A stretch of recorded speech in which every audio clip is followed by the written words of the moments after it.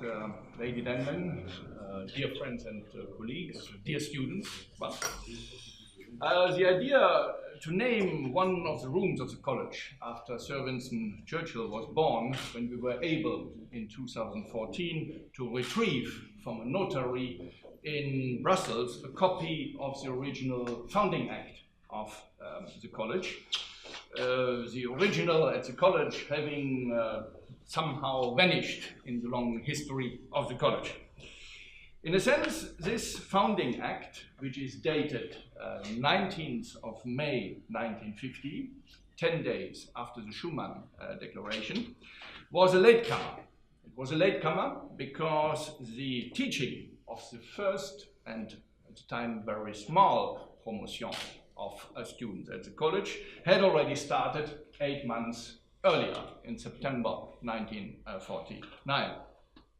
But this interval of several months had actually given sufficient time to secure the support of some major political and intellectual figures of the time, support for a pioneering and very small institution at the time, which had a really very unique focus on preparing well-selected European students for responsibilities in cross-border cooperation and ultimately integration in Europe. At that time, there were no dedicated postgraduate programs dealing with European affairs, which is quite understandable because you had only the Council of Europe just being established. So there was, of course, not yet any of the European Community institutions, and also cooperation was still at a very initial level between the European states as regards the economic dimension. Before we actually retrieved a copy of the founding documents, Sir Winston used to be vaguely referred to as a supporter of the idea of setting up the college. But when we finally had this copy, it was immediately obvious, because it's actually on the first page, that his name appears prominently amongst the actual founders of the college. Next to Alcide de Gasperi, to Paul Ramadier, Salvador Madariaga, and others. He is listed in the founding document with his private London address, 28 Hyde Park Gate, SW7, London. So this gives you a very personal flavor that he is listed with his private address. And this function is described by the notary, who obviously wrote the document by hand, differently interesting in the French version and in the Flemish version. In the French version, it is leader of the British Majesty's opposition, I translate. In the Flemish version, which appears on the other half of the page, it's the King of England's opposition. So apparently the notary was a little bit in doubt about the nature of the realm, so to say. A little anecdote. While Churchill had not been present at the actual signing of the act, he had himself represented by Joseph Retinger, co-founder and Secretary General of the European movement. He had clearly, by the inclusion of his name in the founding act, given his full support to the creation of the college. I think it's difficult to overestimate today what this meant at the time. Sir Winston Churchill was one of the leading statesmen of the world, and here he gave his name to a very small, unknown and pioneering institution, which at the time was very much still struggling to get the basic funding for its basic operations. So I think that was a big and very important gesture, and it certainly has helped the college to actually secure a more solid basis in the years to come. Well, we all know that there are different arguments. There have been different arguments about Churchill's ideas of a united Europe. He used the term United Europe or United States of Europe several times in his letters and speeches. But I think even no serious historian will ever be able to construe from Churchill's letters and speeches a full endorsement of all aspects of the European integration process and of the European Union of today, let alone the United Kingdom's necessary enthusiastic participation in all of that. It is no less certain, however, that Churchill was genuinely convinced that after the catastrophes of the First and the Second World War, and in both of these world wars he held a high governmental responsibility, that a new beginning was needed for Europe. A beginning based on cooperation, on peaceful interaction, and on the reduction of barriers between the European countries. I found it personally very much striking that on the 21st of October 1942, already in the midst of the bitterness and the sacrifices of a total war, he wrote to his Foreign Secretary Anthony Eden, I cite, "Hard as it is to say now, I look forward to a United States of Europe in which the barriers between the nations will be greatly minimized and unrestricted travel will be possible." End of quotation. In the midst of the war. Churchill was a great realist, but great realism does not yet make a great statesman if this realism stops at the existing reality. In his look at the state and at the potential of Europe after the end of the Second World War, Sir Winston transcended the dismal reality and envisioned a new, more peaceful, stable, and open Europe, different from the Europe he had grown up in and which had been the source of so many of his political struggles. Although he proposed certain institutions for this new Europe, besides his support for the Council of Europe, European Charter, the European Court of Human Rights, he remained ultimately vague about the eventual precise shape of this Europe, whether supranational or not. This he did probably on purpose, because being, as always, a pragmatist, he knew all too well that the eventual shape of this European construction would be left to a complex and difficult interplay of the different forces and interests. But he clearly regarded this Europe as a progressive construction, stating in his famous 1946 Zurich speech that although not all European states might be willing to join this construction immediately, I cite, we must proceed to assemble and combine those who will and those who can support this construction. I think we can allow ourselves to think that from Churchill's perspective, this fledgling College of Europe, which he was approached to support, could, naturally in a very modest way, contribute in his own right to the assembly and combination of those, in this case the younger, willing to bring about this new Europe. I think that he would not have been disappointed in this respect by the generations of students who have gone through the college since he put his name to the founding act. I was recently asked whether the Brexit vote has not, to some extent, lessened the case for naming a room at the college in honor of Sir Winston. I think this argument, this question, can already be rejected on purely historical grounds, as we are honoring an important founder. And this fact, no political development can ever put into question.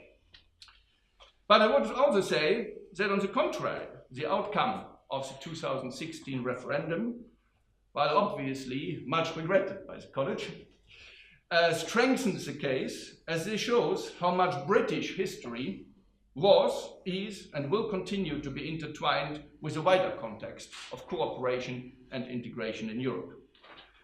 In full awareness of this, we can only hope that the negotiators of the Brexit arrangements on both sides will be inspired by Sir Winston's combination of realism with a wider view of common interests. Thanks very much. Rector, thank you very much. Professors, Sir Nicholas, Lady Denman, ladies and gentlemen, students. I hope that many of you have visited the Churchill War Rooms on Horse Guards Parade in the heart of London, tucked in between the two great British Ministries of State, the Foreign Office and the Treasury. For those of you who haven't, it contains the underground rooms from which Churchill and his cabinet ran the Second World War, laid out as they would have been before a key meeting of the War Cabinet, maps and all.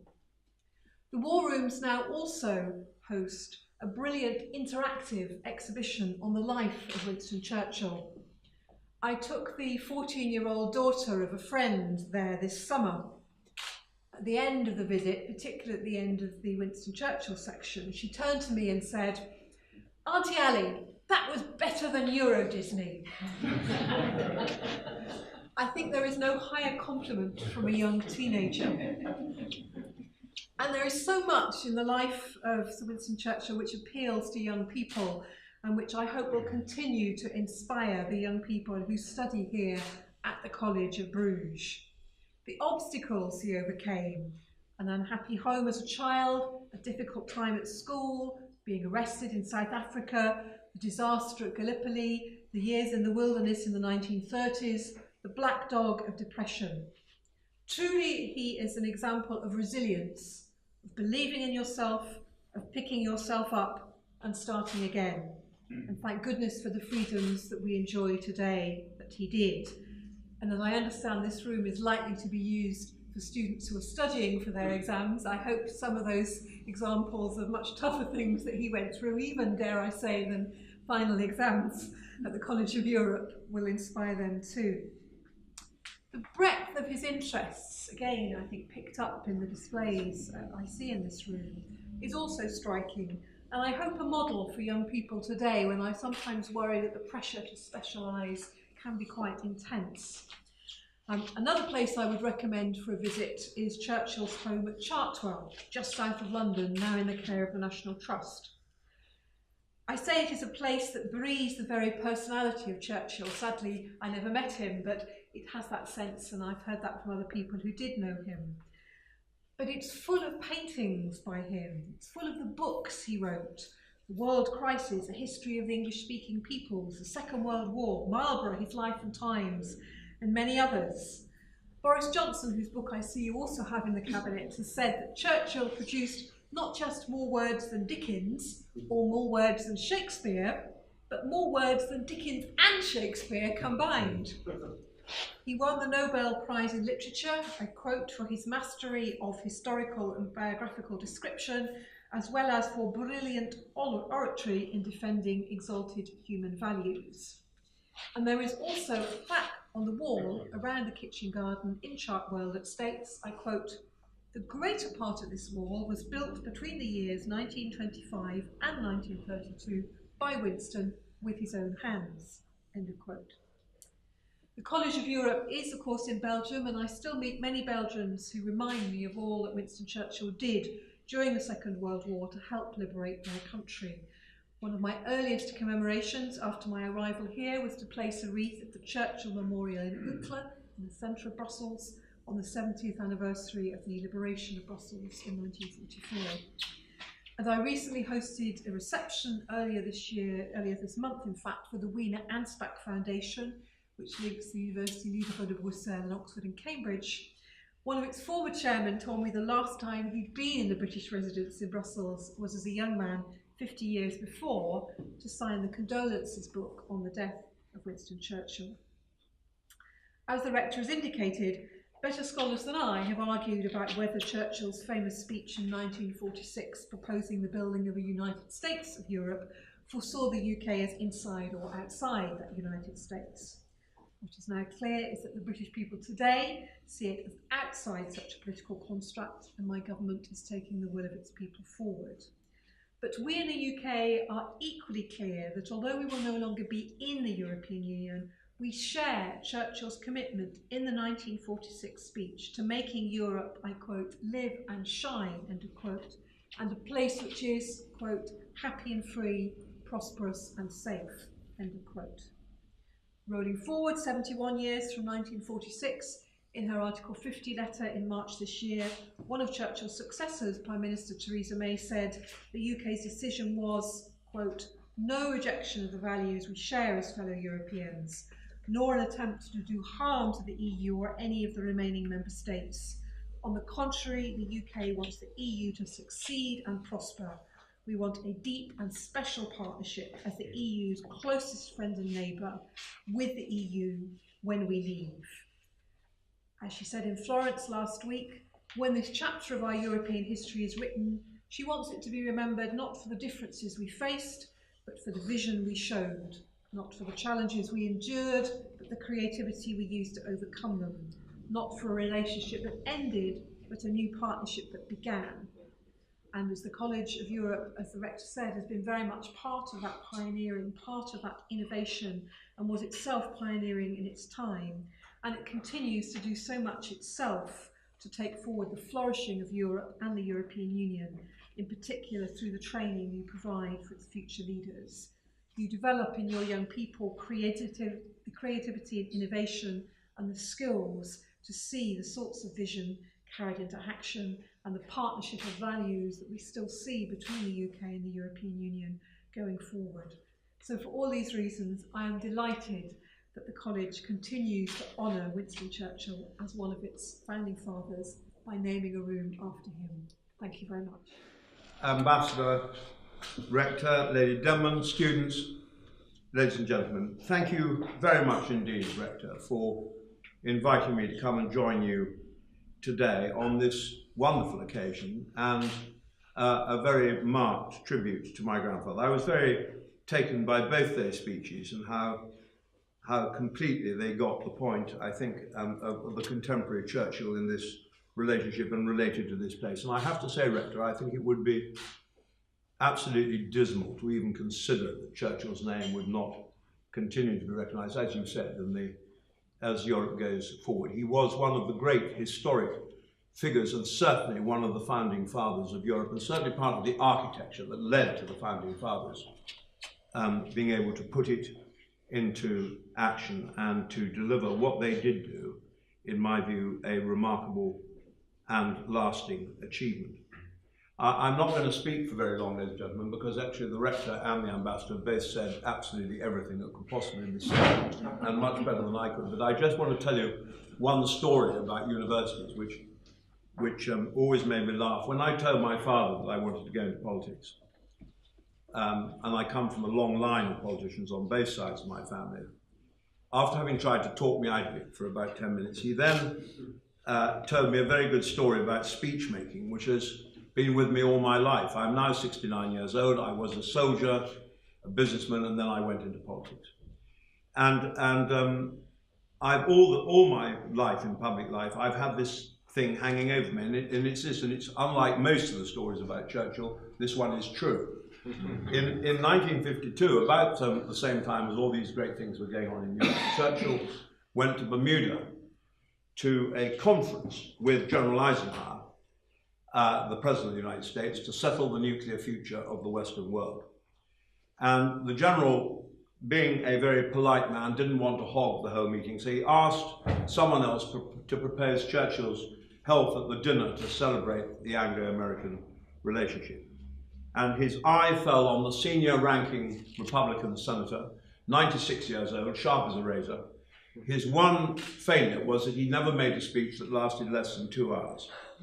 So the General had him into the Oval Office. He said, you will prepare Churchill's health, you will speak for 5 minutes and you'll then sit down. So the great evening came, the Princess Elizabeth Hotel in Bermuda, a full moon, a coral beach, a warm sea, too much brandy, too much champagne, too much Anglo-American loving.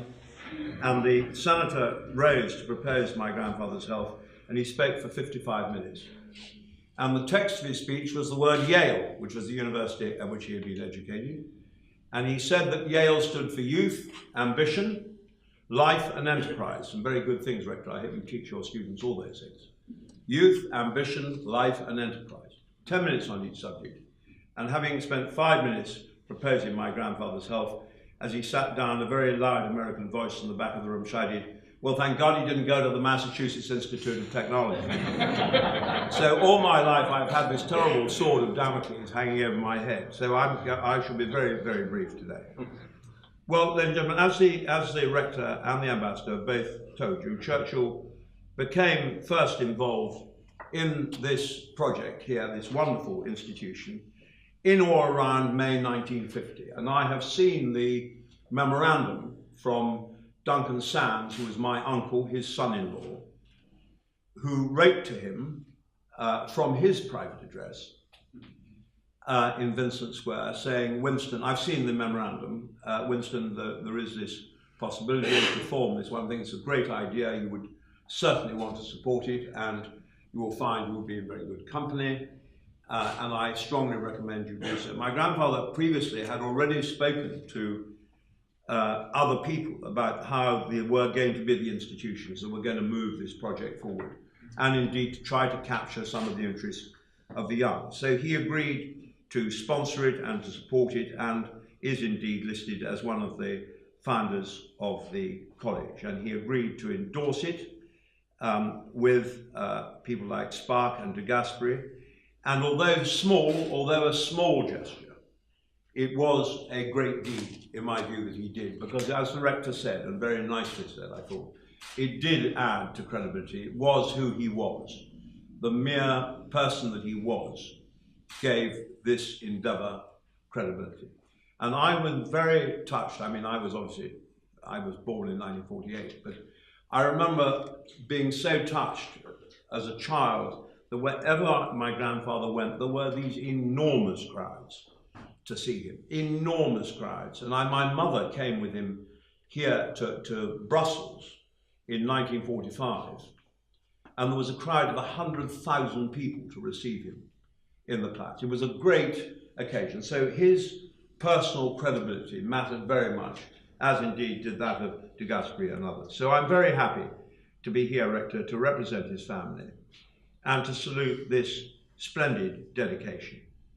I have taken part in the opening of practically everything to do with Churchill in my public life: hospitals, schools, halls, village halls in England, goodness knows what else. But this is the first time I've ever opened a dining room in his name. And I want to tell you that I think that he would have been he was a man who liked dining very much. He appreciated good wine, cigars, brandy, and good food. And I think he would have been extremely pleased that his connection with this place, this important room dedicated, should be as a room for hospitality and agreeable discourse. He would also have greatly approved, actually, that it was from Bruges that Prime Minister Thatcher made her great speech on the European Union. Extremely controversial at the time. I just reread it on my way over last night. I regard it as prescient, bold, and far-seeing. And all those qualities will be required now, as the rector said, and as the ambassador said, in these negotiations, these very difficult and very complex negotiations, which I hope will reflect one of the qualities that Churchill most minded about in life, which was magnanimity. Britain wants to leave as a good friend and to remain a good friend and a good partner, and I hope that that will be recognised. But of course, for Churchill, Europe was, and its problems, was a lifetime of work. Through his travels, his time here during the war, during the First World War, when he served in the trenches in Flanders, through his particularly close relationship with France, a country who he greatly loved, and indeed at one stage when France was on the verge of defeat in 1940, Churchill proposed that England and France should amalgamate together as two countries under one organisation. In his historic writing, as the ambassador said, Churchill, of all the things Churchill could have been awarded a Nobel Prize for, he was awarded the Nobel Prize for Literature. And in particular, for those of you who are interested in it, probably the greatest work that he wrote was the biography of his great ancestor, John Churchill, Duke of Marlborough, which is in 3 volumes. And it's an absolutely extraordinary book, which actually you can read the founding of what Europe, at the beginnings of what Europe began to look like today, following on John Churchill's great victories in the early 1700s. And of course, he was all his life greatly aware of the possible collective power of Europe, which he saw so greatly diminished and so sadly diminished as Europe twice in his lifetime disintegrated into war. And of course, the horrific wars fought in Europe were with that terrible cost, were of course a tremendous, made a tremendous impression on his life, and his determination, and that of many, many others, and it wasn't just Churchill, there were many others, Jean Monnet, Spark, many, many others who were the founding fathers, who did more even than he did, that this should never, ever, ever happen again, and that institutional means should be found to make that happen. And so again, last night I read on my way over on the Eurostar the 1946 speech Churchill made in Zurich, and again the speech he made 2 years later in The Hague. I believe that everyone in my country and a lot of people elsewhere ought to reread those speeches, because they are not just a signpost to the future then. Actually, many of the things that he said are signposts of the future for now. So having campaigned during the referendum campaign as a staunch Remainer, I've been a Remainer all my life, I grew up in the European idea, I can't conceive, after all I've read and all I know of my grandfather, how he would have thought it would be possible for Britain to leave the European Union. I think he would have been devastated by the result. And it is true that if you go through Churchill's writings and his speeches, as the rector said, both sides of the argument can find comfort in those words. And I have been driven collectively mad for the last 2 years by people taking quotes from Churchill quite out of context and using them to support arguments which I think are completely fallacious. But like all the rest of us, he wouldn't have banked on the sturdy judgment of his fellow citizens, who, just as happened to him in the 1945 election, rounded on the sitting government and its proposals with no good reason, in my view, and threw him out of office. Churchill was, above all, a great, great respecter of democracy.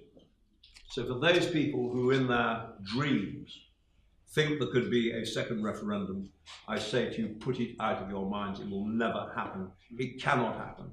The British people have made a sovereign decision, which I deeply regret, but they've made it. And now we have to make it work and get on and make it work. And they voted to leave.